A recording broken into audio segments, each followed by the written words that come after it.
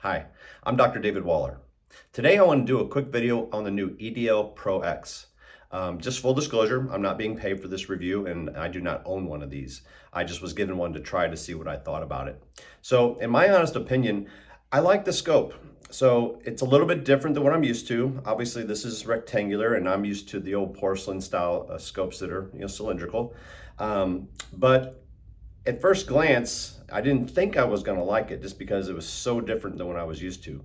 But let's just talk about what my experience was, because I tried it for a full week on all my patients and gave it a good run through. So first of all, the feel of it. It is a substantial device. So it's porcelain housing, feels solid, it has a good weight to it. All right, so it feels like the old porcelain scopes kind of did, even though the shape's different. People who are Delta T docs, they will probably like this straight out of the box just because it's, kind of similar to what they're used to. So it took me a minute to get used to the ergonomics of how to hold it. I'm a lefty, which it kind of poses a problem sometimes because of the way the setup is on the screen. But after a week, I got the hang of using it. One thing I do like about it are the probes. They have these multi-directional pivot probes, which really help in keeping from making those air gaps that it's in one area with the scoping. It has the same type of adjustments as the old scopes had. You can adjust them in and out, and the range of adjustment is really good. So for peds, you can really get in there real tight. Okay, so I really like that. They've changed the head on them to now there's just one wire that goes through. I've talked to them about dependability on that, and they're very confident that this is going to be very strong and reliable compared to the old ones. The question I had was that now it's basically a computer.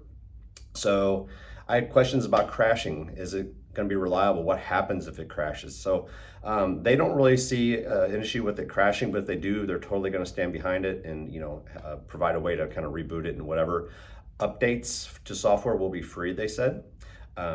Durability, the problem with the old scopes, you dropped it once, it was pretty much toast, you had to send it in.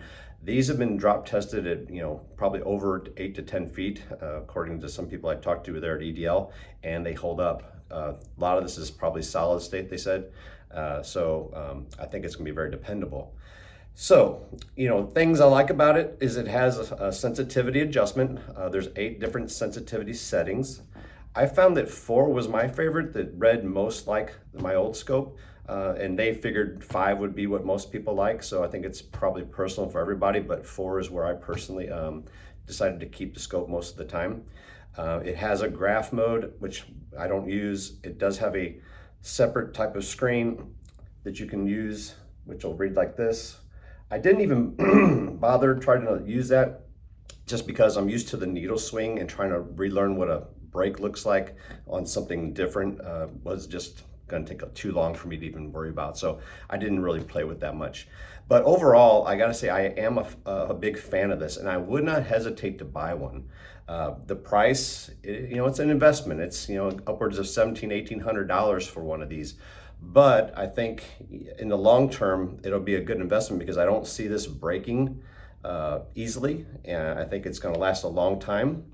As far as battery life, it's pretty good. They do recommend charging it every night, but I've found that basically as long as you turn it off, you can probably get a couple days work out of one charge.